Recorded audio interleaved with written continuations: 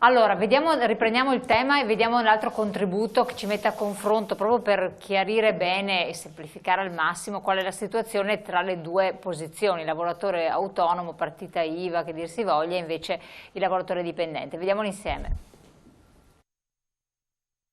Vite a confronto, una impiegata dipendente a tempo indeterminato e un libero professionista con partita IVA, entrambi con figli. Nome? Laura. Stefano. Professione? Medico. Funzionario INPS. A che ora inizia a lavorare? Io inizio alle 7:30. 8:30 circa. A che ora smetti di lavorare? E stacco in genere 15:30. Un po' più difficile da dire, diciamo tra le 7:30 di sera e le 11 di sera. In una settimana quanto lavori? Circa 50-60 ore. 36. Sai che percentuale di tasse paghi? Purtroppo sì, al momento più del 60% e entro un anno compirò il 35esimo anno di età e arriverò al 75%. In più ho le spese dello studio, un 50% di quello che si fattura. E guarda, un dubbio sul 23 o il 28. Hai ricevuto la 13ª? Sì. Cosa ci hai fatto? E regali, ho comprato un po' di cose per casa, bollette. Fai vacanze ogni anno? Sì, ci teniamo 2 settimane libere a Natale e un mese intero ad agosto. Io in genere prendo agosto come ferie, 3 settimane e vado al mare con mia figlia. Se hai l'influenza, cosa fai? Malattia. Lavoro. Se tua figlia ha l'influenza, cosa fai? Lavoro. Guarda, in genere il primo giorno mi prendo un giorno di ferie io e controllo la situazione, poi intervengono i nonni. Oggi è sabato, cosa fai? Lavoro. Porto mia figlia in piscina, spesette, sistemo casa. Cosa invidia all'altra persona? La 13ª.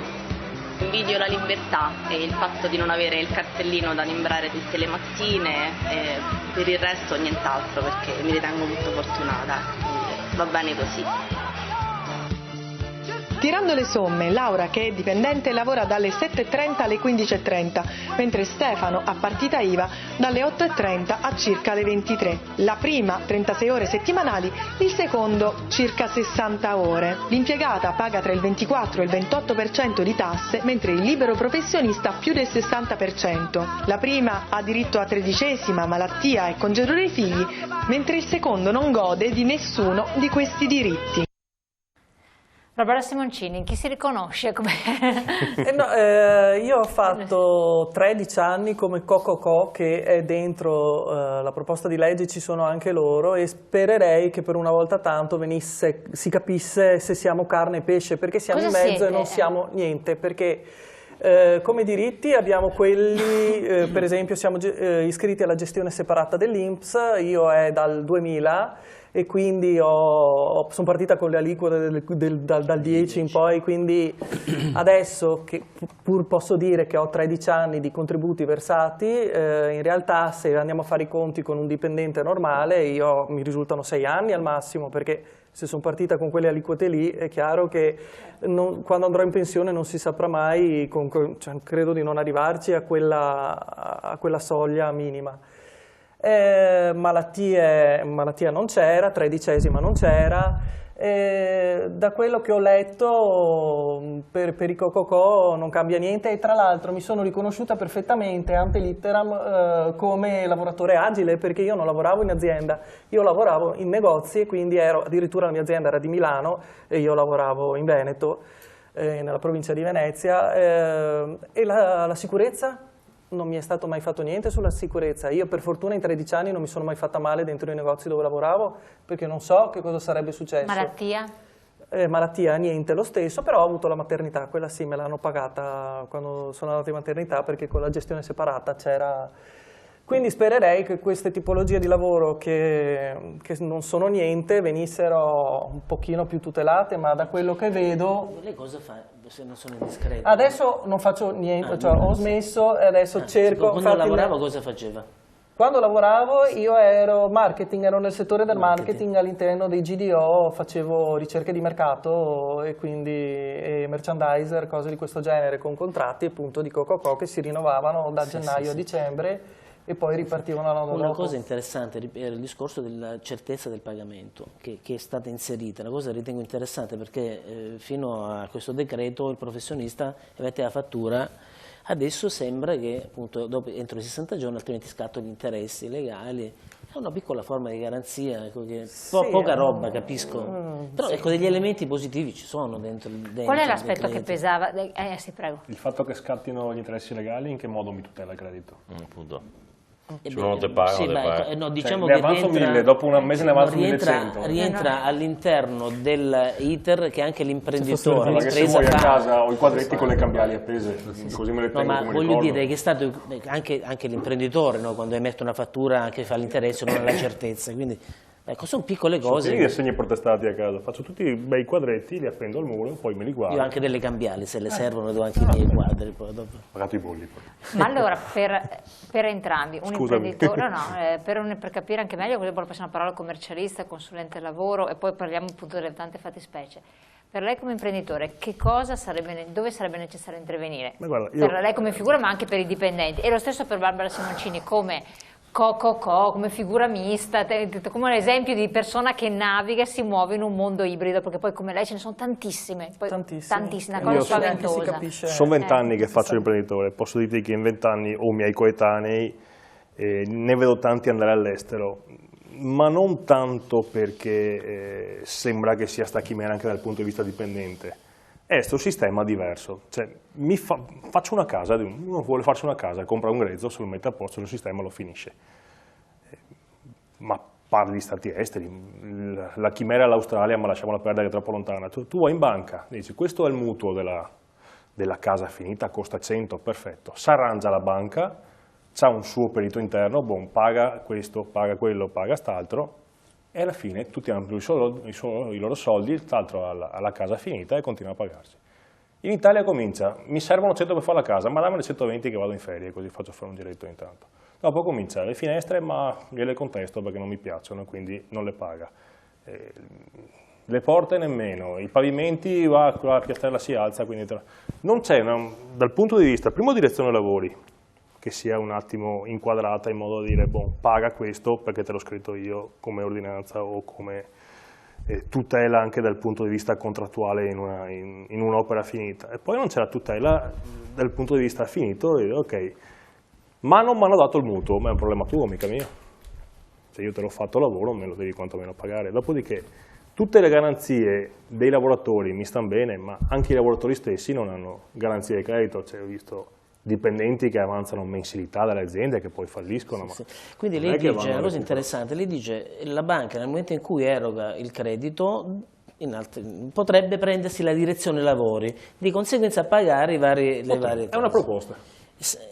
È una proposta sensata, aumenti i dipendenti della banca, però. È interessante. Cominci a coinvolgere la banca nel tuo... La casa, se il mutuo non viene pagato, da quello che so, di solito se la prende in carico la banca, dopo vanno alle aste, ma dopo diventano immobiliari. Così si toglierebbe la contestazione legata al fatto che alcune cose poi la banca te le esclude dal calcolo, quindi è interessante questa cosa. Barbara Simoncini, cosa invece dove sarebbe necessario intervenire? Cioè, quando è uscito questo statuto dell'autonomo, a prescindere che se ne senta coinvolto allora, bene, io però... adesso sono in una fase di passaggio, ho smesso di fare per fortuna la co e vorrei fare la libera professionista, ma vedendo i vostri contributi, forse è meglio che mi cerco un lavoro da dipendente, vedendo come stava bene la signora. È che il problema di oggi è che il lavoro dipendente non c'è più.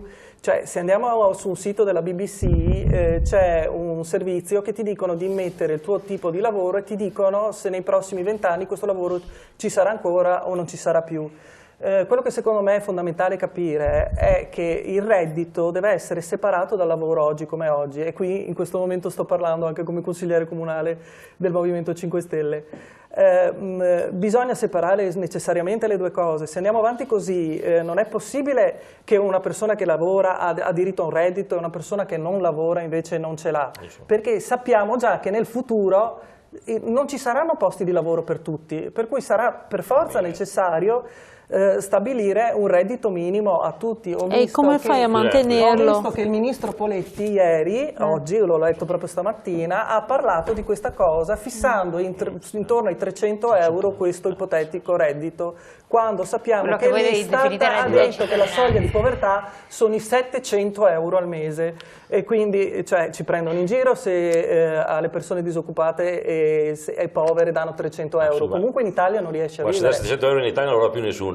Già lavorano poco. Ed è un problema. Ma sto dicendo questo. Ma lavoro lo stesso, non ci sono lavoro. Oggi in Italia lavoro non c'è, che cosa stiamo dicendo? Il lavoro si crea se si dà la possibilità.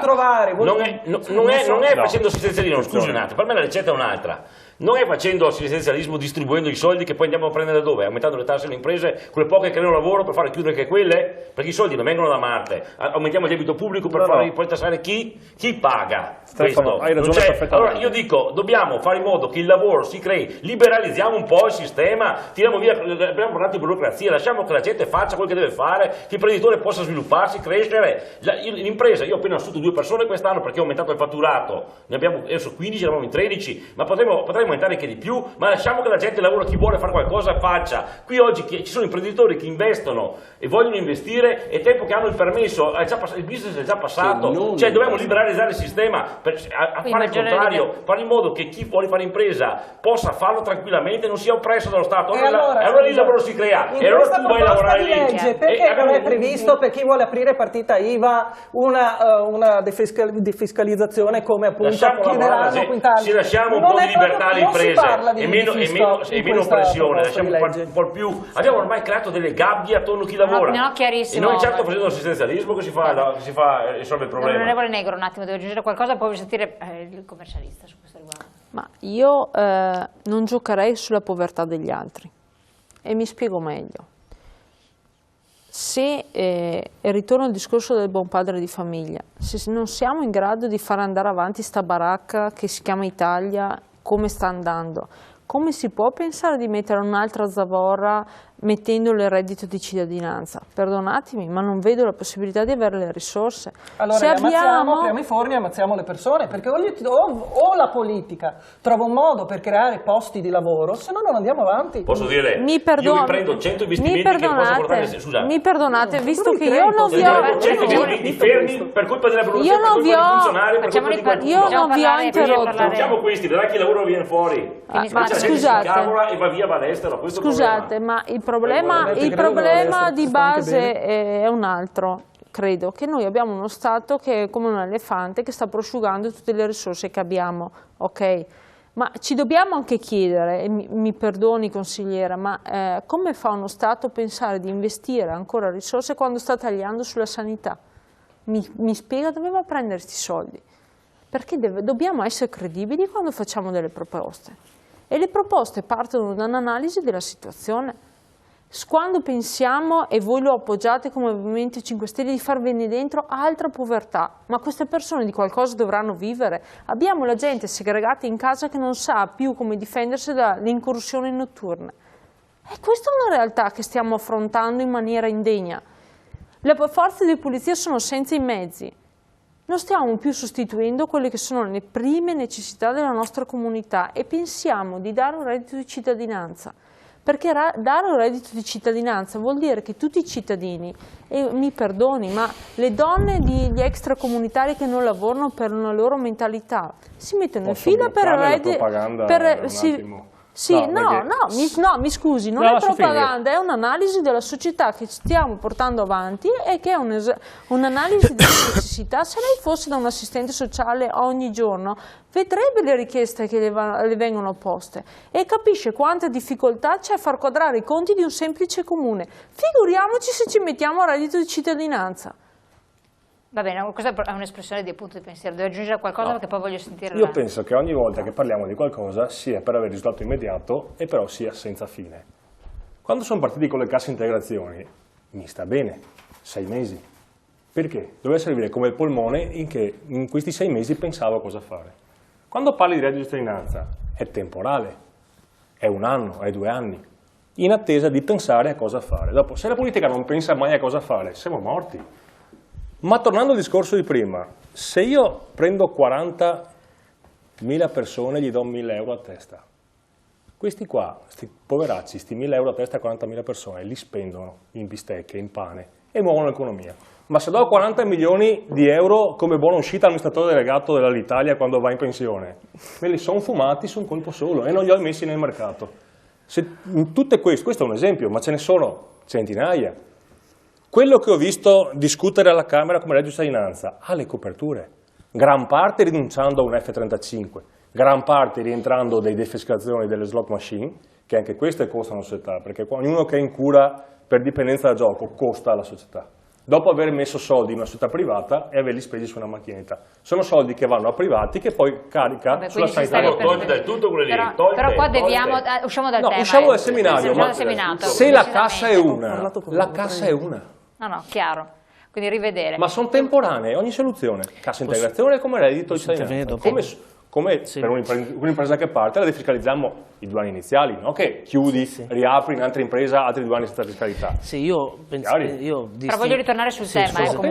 Sul tema, io personalmente dividerei le due cose. Una cosa è il reddito di cittadinanza, chiamiamolo così, l'aiuto a chi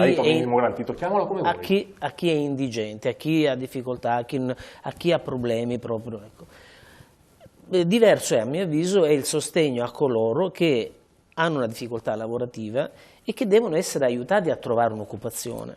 Ecco, in questo secondo caso io non sarei personalmente per un reddito, piuttosto per un aiuto, cosa che comunque questo governo, che non è che ho parlato mai particolarmente bene, chi mi segue in trasmissione lo sa, però obiettivamente lo sforzo è quello di cercare di creare degli ammortizzatori sociali, di accompagnare per mano le persone che perdono il lavoro e che devono essere consapevoli che non lavoreranno più 40 anni in un'unica azienda, ma dovrebbero lavorare 40 anni in aziende diverse. Ecco, io personalmente sarei per un sostegno a coloro che soffrono e invece un incentivo, un aiuto, come mi sembra comunque la direzione è questa, e nel cercare di far lavorare sempre le persone, perché l'idea di lavorare in un'unica azienda per 40 anni non c'è più, ma io devo mettere in condizione con lei che perde il lavoro di, nel periodo in cui non lavora, sostenerla, aiutarla e accompagnarla nel cercare una nuova occupazione. Ecco, io distinguerei queste due cose personalmente. C'è la contraddizione, scusami, che io do 700 euro al mese a una persona,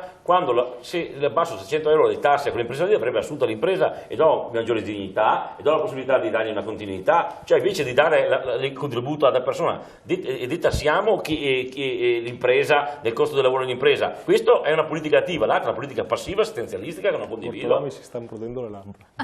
Allora, torniamo appunto su questo discorso, ma voglio prendere appunto l'aspetto fiscale e anche del lavoro, perché qua torniamo appunto nel merito per risolvere i problemi, perché il centro della questione adesso è che comunque sono nuove povertà e questo è emerso, cioè questi lavoratori autonomi, queste partite IVA purtroppo emergono come nuove povertà ed è una cosa altrettanto allarmante, pur avendo un lavoro, e questa è la cosa peggiore che ti possa essere.